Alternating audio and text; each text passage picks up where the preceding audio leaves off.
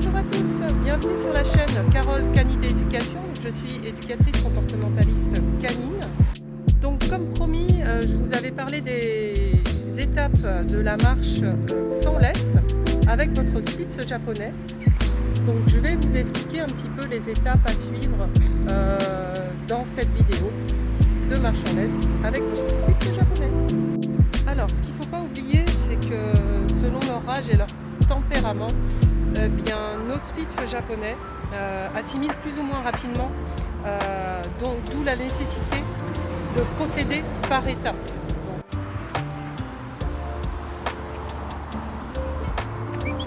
Floki ? Floki ? Très bien, parfait ma louloute.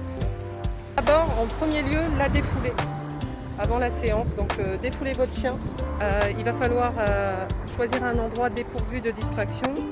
Justement, vous précisez que la promenade sans laisse exige beaucoup de vigilance. Votre petit Spitz peut être amené à sentir une femelle en chaleur, il peut croiser des congénères attachés, il peut être tenté d'y aller justement, donc la nécessité d'avoir un bon rappel. Et justement aussi, il y a des personnes qui peuvent... vous pouvez croiser des personnes et du coup il peut être tenté d'aller les sentir, donc vous pouvez aussi avoir des gens qui ont peur des chiens. Et aussi simplement moi, ce que je vois souvent, c'est des trottinettes et des vélos qui arrivent à grande vitesse. Donc il va falloir aussi que votre petit Spitz connaisse le minimum d'ordre de base, le assis, le stop et puis le rappel.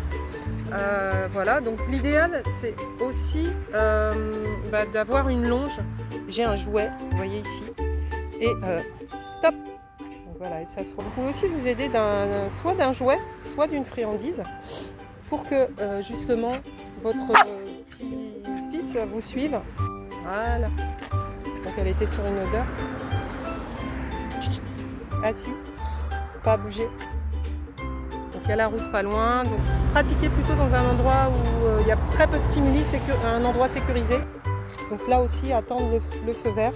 Allez, vas-y. Donc aussi le pied, au pied, c'est aussi très très important. Donc il doit savoir marcher au pied, l'ordre libératoire. Ok, et quand je vous dis d'y aller, allez vas-y. Vous voyez, donc ça c'est super d'avoir cette complicité, cette relation avec votre chien, avec vos petites Spitz, pouvoir le sortir sans laisse. Donc, je vais juste la rappeler. Floki ? Ouais. Elle se replace. Ouais, c'est bien ça.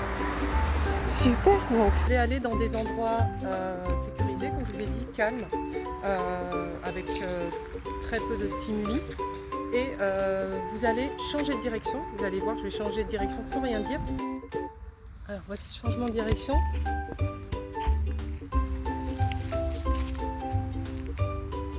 Voilà.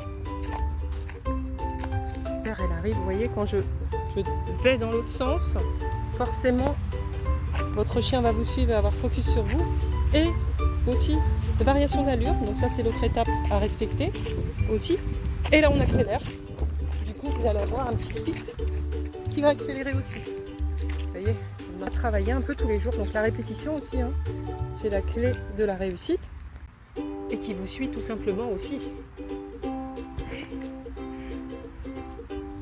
La voilà. C'est très très bien ma loulou. On peut la récompenser à la caresse, mais comme elle est gourmande, j'ai une petite chienne très très gourmande, on peut aussi de temps en temps utiliser une croquette ou une friandise. Donc la dernière étape, eh bien, c'est celle que vous devrez répéter, refaire tous les jours. La patience, la persévérance, la répétition. Donc voilà, donc en fait, n'hésitez pas à commenter, à vous abonner, à liker, à me dire si vous avancez avec votre Spitz japonais, et je me ferai un plaisir d'échanger avec vous. N'hésitez pas à me contacter. Donc vous avez mes coordonnées en dessous dans la description. Vous avez aussi le site canidéeducation.fr, donc KNID-éducation.fr. Je vous dis à très vite pour d'autres vidéos et d'autres infos sur le Spitz japonais.